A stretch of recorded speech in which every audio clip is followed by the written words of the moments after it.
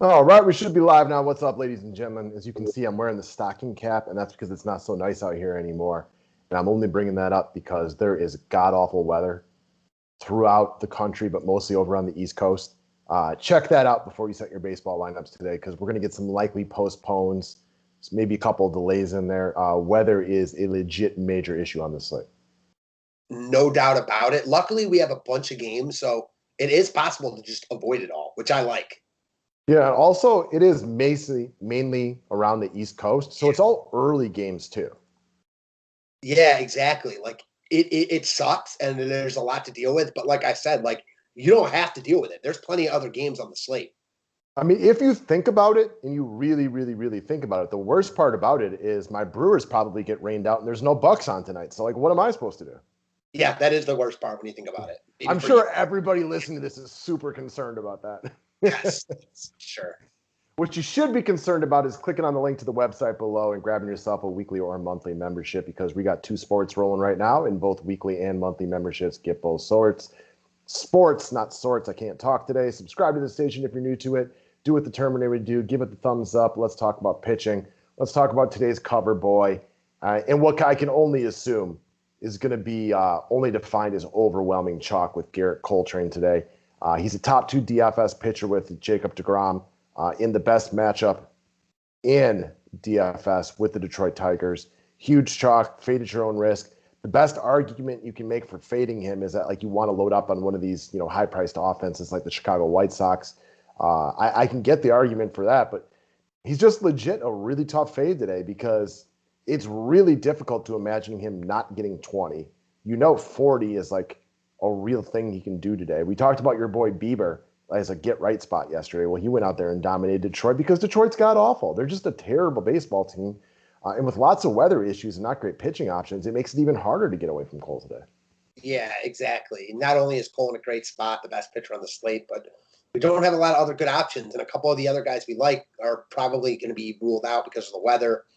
You just lock in Cole and, use the 38.8 rest of your salary that everyone else has and try to be different with that. I'm with you. You just plug him in and move on. Yeah, he's so tough to get away from today. Next up, let's talk about some of the cash game plays of the day. Let's start with a guy we brought up under GPPs the other day. I think he gets a little bit more love today, assuming he makes the lineup, which I figure he will, and that's going to be Andrew Vaughn of the Chicago White Sox. So Bellman's favorite pitcher, Matt Harvey, has gone back to being Matt Harvey. He has been absolutely shellacked and hit all over the yard in his past 3 starts. The DFS industry loves picking on Matt Harvey. They love it. And the reason they do it is because it's an often very, very clear path to success. He is the most affordable piece of the Chicago White Sox. The really, really good hitters on this team, the Abreu's of the world and whatnot, they're expensive. Once you play a guy like Cole, it becomes a lot harder to get to these 5K plus guys. This makes Vaughn, with dual eligibility, a guy who should get plenty of love today, assuming he makes the lineup. And yeah, we prefer him against left-handed pitching, but he's 2,500 and you can't get everything. Yeah, he's on his way to becoming like a 4K hitter. He looks good. He is locked in right now, hitting the ball hard all over the place. Facing Matt Harvey, I mean, what's not to like here? He's going to get a lot of love, as he should. The White Sox might not even get as much love as they normally would in this spot because of their expensive price tags. Vaughn gives you that exposure. He just looks like one of the better value bats on the entire slate with big upside at this price. Yeah, he's got legit big up power, so you got to get the ball a long way. And that's what does make this slate interesting. Like, in one lineup, the chances of me getting away from Cole are 0. If I ran 3 lineups, I probably get to Cole in all of them. But if I was more of a multi-entry guy, there's a couple of high-priced offenses I like today that, once you play Garrett Cole at almost 12K, become really difficult to roster the better players in. So I think that's the best argument against him. I just really struggle to make that play myself. Same. All right, next up, y'all know this, Bellman especially, but me too. We are fans. And I watched most of his at-bats the last couple of days because he's been in Milwaukee playing against my team. And after just a god-awful start to the season, he was terrible to start the year. He is seeing the ball much better right now. He's being super aggressive on the base pass. And we respect Framber. We think he's a nice starter, but it's his first start of the year. He's a lefty. We know Fam loves lefties. Yeah, we respect Framber. We're not looking to stack the Padres against him. A couple pieces, Fam at 3,500. I mean, We've seen it recently. He's got double digits in 7 in a row. Against left-handers specifically, big speed upside, also some power to boot. At this price point, he just looks like a cog type in all formats. Like him a lot as a one-off. And we're going to talk about another outfielder in this game I like. All right, let's go over and talk about a guy we brought up the other day. We're going to bring him up again. We're going to roll him in cash games tonight, but quite frankly, you can play him in GPPs too, because not everybody you have to play needs to be low owned for GPPs. We expect Mondesi to be chalky tonight because he's just mispriced. Just like Cody Bellinger probably tomorrow if he comes off the IL at just over 3K. He's just mispriced from a long time on the IL. He's a huge upside play. His speed power combination is only matched by a few within MLB. He's going up against, I'm going to be polite, a below average pitcher in Randy Dobnak. Coming off one of his better starts, so be it. He's just not that good. And Mondesi could move up to the 2-hole as soon as tonight, but it doesn't even matter for how likely he is to make my lineup. 2-hole, 7-hole, 32-hole, you name it. He's so cheap for the upside that he offers. Yeah, he's just going to be that much more popular if he is at the top of the lineup. I think they might be easing him slowly. They'd like him in the 7-hole. I have no idea. Maybe he does move back up there tonight. Either way, I mean, this guy is much more of a 5K player than the 3K, 2,800 he's listed at. He's another guy. I mean, right there with Vaughn is the top value bats on the slate. He does it in other ways. You know, if he gets on base, he's more than likely going to steal a bag. Dobnak's a guy that gives up a ton of ground balls, doesn't strike guys out. I like Mondesi in that spot. You know, he puts the ball in play more often than not. He's getting on base.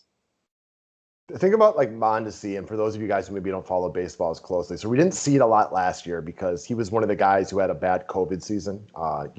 Plenty of guys who did that, and he was one of them. You know, started to break out as the season progressed, but wasn't great. If you go back to a couple of seasons ago and just remember how good this guy is at DFS, because he has power. His speed is as good as anybody in the game of baseball, with maybe the exception of Trey Turner, but even that's comparable. So he's got huge upside.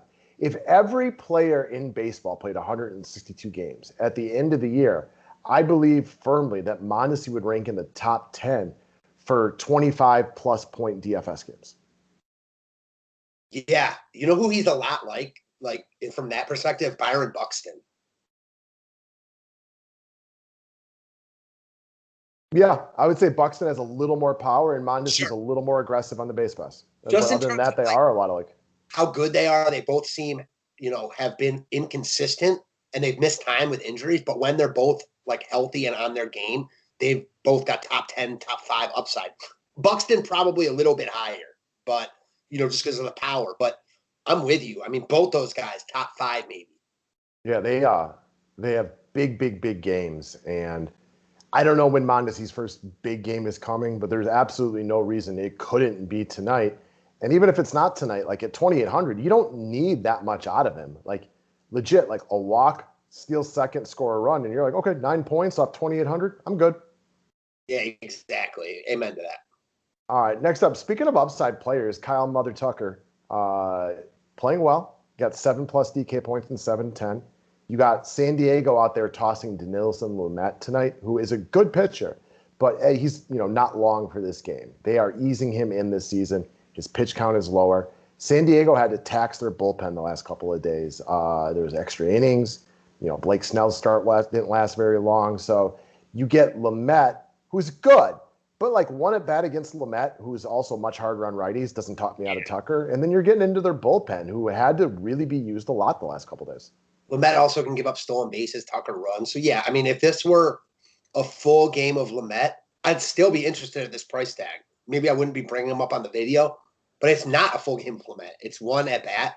If it's more than one at bat, I mean, I don't know. I just think it's probably not going to be more than one at bat. He's going to be at the top of the lineup, so it might be. But, chances are he gets on base at least one of those times. Again, another guy, he's just too cheap for his upside. We've talked about him a bunch this year. I feel like the last few times we brought him up, and it's been a little bit, he was definitely hitting in the 100s. Now all the way up to 233. That means he's been really good since, those struggles at the beginning of the year. I'm a Tucker fan. I like him a lot here. Yeah, we brought him up a few times this year for a reason. He's still really, really cheap. There's a couple guys in baseball who continue to be mispriced, and he's one of them. Amen. He should be mid-4s. For sure. All right, folks. That is what we got for you today. I want to wish everybody the best of luck in both your basketball and your baseball tournaments or cash games or whatever you're playing tonight. Go out there and win yourself some money. And if you want the members only videos, click on the website link before, purchase a package, and you will get it as soon as today. Thanks a lot, guys.